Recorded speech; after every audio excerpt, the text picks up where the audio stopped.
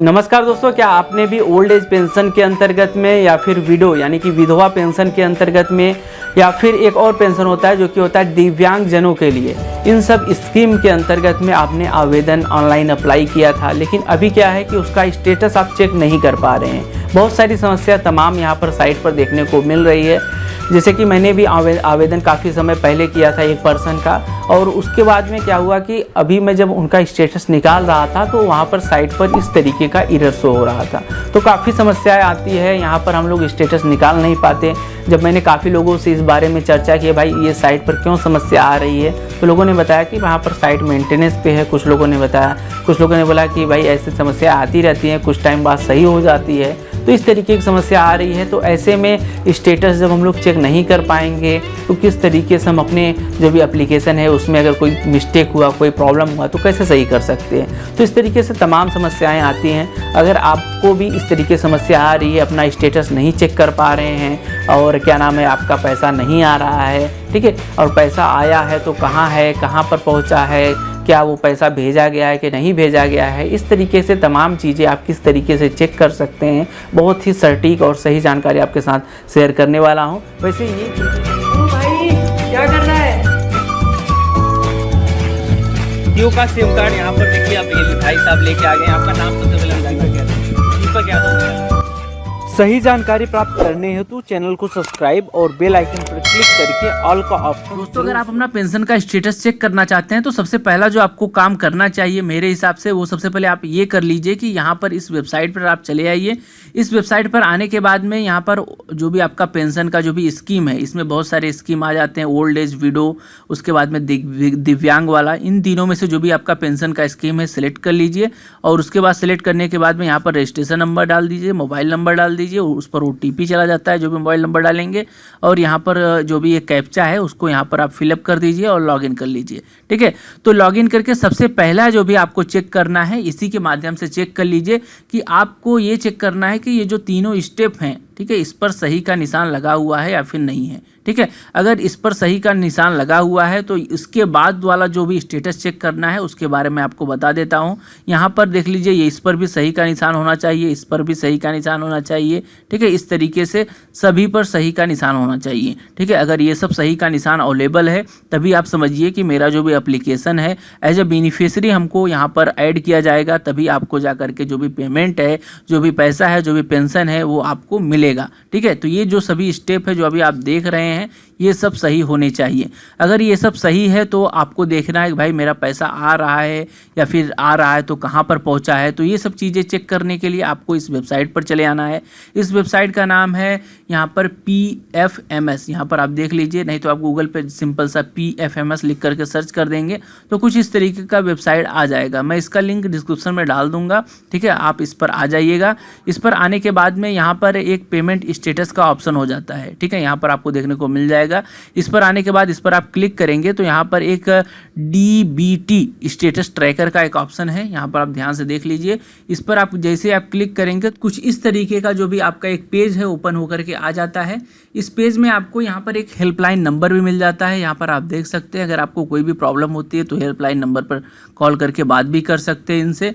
नहीं तो मैं आपको यहाँ पर बताऊंगा, सबसे पहले आप क्या करिए, सबसे पहले अगर आपका पेमेंट पहले से ही आ रहा है, इस चीज़ को ध्यान दीजिएगा, अगर आपका पेमेंट पहले से ही आ रहा है, इस महीने का आपको पता लगाना है कि भाई इस महीने का कहाँ पहुँचा है, नहीं पहुँचा है, तो उसके लिए आप इस ऑप्शन पर क्लिक रहने दीजिएगा। ठीक है, और अगर आपका अभी पेमेंट एक भी बार नहीं आया हुआ है तब आपको एज ए बेनिफिशियरी आपको चेक करिए कि भाई अभी मैं एज ए बेनिफिशियरी बना हूँ या फिर नहीं बना हूँ, मेरे को पेंशन स्कीम के अंतर्गत में उन्होंने ऐड किया है या फिर नहीं किया है। ठीक है, तो इस चीज़ के लिए आपको यहाँ पर इस पर क्लिक करना है। ठीक है, तो अगर आपका एक भी बार पेमेंट नहीं आया है और अगर आप पहला पेमेंट का वेट कर रहे हैं तो आपको इस पर क्लिक करना है, और अगर आपका पेमेंट आ रहा है तो आपको इस पर क्लिक करना है, पेमेंट वाले ऑप्शन पर। ठीक है, तो इस पर क्लिक करने के बाद में मैं चेक कर रहा हूँ कि भाई मेरा पेमेंट कहाँ पर है, मुझको एज ए बेनिफिशियरी ऐड किया गया है कि नहीं किया गया है, तो इसलिए मैं यहाँ पर इस पर क्लिक कर देता हूँ। इस पर क्लिक करने के बाद में उसके बाद में मेन एक काम आता है कैटेगरी का।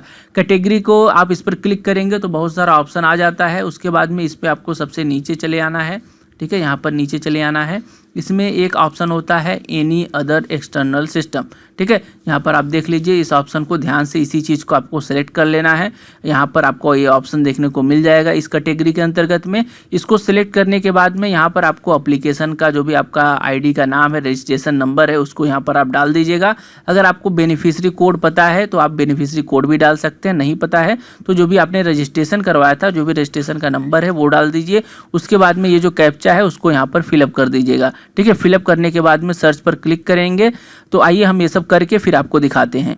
तो दोस्तों, जैसे ही आप सर्च वाले ऑप्शन पर क्लिक करते हैं उसके बाद में जो भी आपकी सभी जो डिटेल है वो ओपन होकर आपके आ जाती है। इसमें आपको वो सब भी चीज़ें बताई जाती हैं कि भाई जो भी आपने एप्लीकेशन दिया था उसमें क्या हुआ, उसको रिजेक्ट कर दिया गया है कि एक्सेप्ट कर लिया गया है। जैसे कि यहाँ पर आप देख सकते हैं कि मेरा जब मैंने पहली बार इस फॉर्म को फिलअप किया था तो यहाँ पर मेरा NPCI लिंक ना होने की वजह से यहाँ पर मेरा रिजेक्ट हो गया है, ठीक है। सेकेंड बार भी उन्होंने प्रोसेस किया था 15 मार्च को, ठीक है। इसमें भी ये क्या हो गया कि रिजेक्ट हो गया है। यहाँ पर आप देख सकते हैं अप्रूवल यहाँ पर रिजेक्ट हो गया है, ठीक है। यहाँ पर स्टेटस लिखा दिखाई दे रहा है रिजेक्टेड, ठीक है। यहाँ पर बेनिफिशियरी के तौर पर मुझे ऐड नहीं किया गया है, जिसकी वजह से यहाँ पर हमको कोई कोड नहीं मिला है।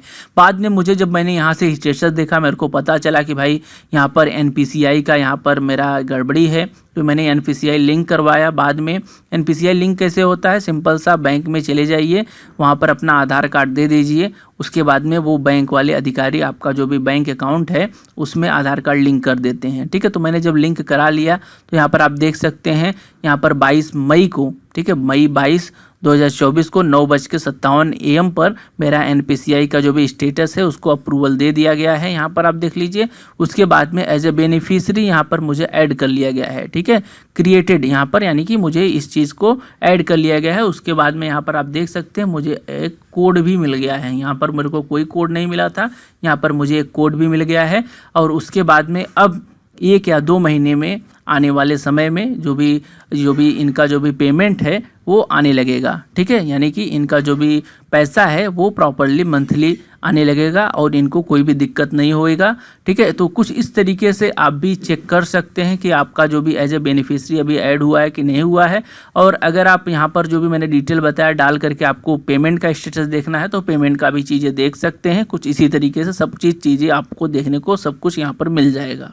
तो अभी आपने समझ लिया PFMS के थ्रू किस तरीके से अपनी जानकारी आप इजीली निकाल सकते हैं। अगर आपको किसी भी प्रकार की दिक्कत आती है, आप ये प्रोसेस नहीं कर पाते हैं, तो आप सेकेंड वे पर जाइएगा। सेकेंड वे के अंतर्गत में क्या है कि आप हेल्पलाइन नंबर है जो कि मैं आपको डिस्क्रिप्शन में डाल दूंगा। यहाँ पर हेल्पलाइन नंबर उत्तर प्रदेश का जो भी है समाज कल्याण विभाग का वो हेल्पलाइन नंबर है, उस पर आप कॉल करिएगा। कॉल करने के बाद में जो भी है सर मैडम जो भी उठाएंगे उनको आप अपना रजिस्ट्रेशन नंबर बता दीजिएगा और जो भी आपकी प्रॉब्लम है बता दीजिएगा कि मैंने इतने टाइम से करवा के रखा है और मेरा पैसा नहीं आ रहा है, ठीक है। तो वो आपको बता देंगे कि NPCI लिंक है नहीं है, कहाँ पर स्टेटस पहुँचा है, ठीक है। तो वो जो भी स्टेटस है वो आपको बता देंगी। पहला तो तरीका मैंने आपको बता दिया कि PFMS के थ्रू आप चेक कर लीजिए कि भाई कहाँ पर क्या स्टेटस पहुँचा है। इस PFMS के थ्रू आप चेक करेंगे तो उसमें काफ़ी हद तक सभी चीज़ें आपको सामने निकल के आ जाती हैं, क्या है, क्या चीज़ें पहुँची है, कहाँ पर नहीं है, ठीक है, कब पैसा क्या होगा, ठीक है। फिर भी लेकिन आपको अगर कोई कन्फ्यूजन है कि भाई क्या है, कैसे है, मेरे को समझ नहीं आ रहा है, वहाँ पर क्या दिख रहा है, ठीक है, इस तरीके की अगर आप फिर भी प्रॉब्लम आती है तो जो हेल्पलाइन मैंने नंबर डाल के रखा है उस पर कॉल कर लीजिए, अपना रजिस्ट्रेशन नंबर बता दीजिए, उनसे बात कर लीजिए, उनको बताइए कि सर मैडम मेरे को ये समस्या आ रही है। जैसे कि मेरे प्रॉब्लम में था कि भाई पैसा नहीं आ रहा था, तो मैंने पूछा कि मेरा NPCI मैंने लिंक करवाया हुआ है और अभी मैंने चेक किया यहाँ पर PFMS में, वहाँ पर दिखा रहा है क्रेडिट। तो उन्होंने बोला कि अभी हाल फिलहाल में आपका पैसा अब आ जाएगा, या तो इस महीने में आ जाएगा, नहीं तो नेक्स्ट महीने से आपका जो भी पैसा है वो आना चालू हो जाएगा, ठीक है। तो इस तरीके से आप भी अगर आपका साइट के थ्रू स्टेटस देखने को नहीं मिल रहा है, वहाँ पर साइट पे आप चीज़ें नहीं देख पा रहे हैं, तो आप इन 2 अल्टरनेटिव वे से आप स्टेटस चेक कर सकते हैं। तो पहला मैंने आपको बता दिया PFMS के थ्रू आप चेक कर लीजिए, दूसरा हेल्पलाइन पर कॉल करके उनको आप बताएंगे तो सब चीज़ें आपको इन डिटेल आपको बता देंगे क्या है कैसे है। आप थोड़ा सा आराम से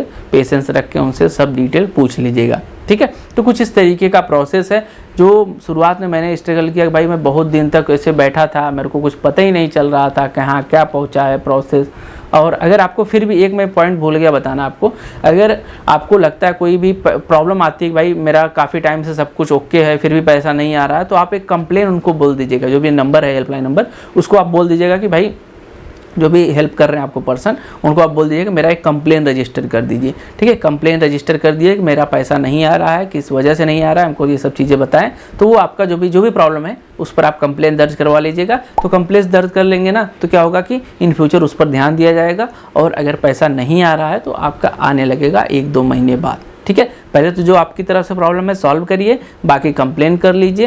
कंप्लेन करने के बाद में पैसा आपका 1-2 महीने बाद आना शुरू हो जाएगा। और अगर आ जाए तो थैंक यू लिख करके हमको ज़रूर बताइएगा, और कोई नई ट्रिक है, नई जानकारी है तो उसको भी बताइएगा ताकि और लोग भी जाने। चलिए फिर आज के इस वीडियो में फिलहाल इतना ही।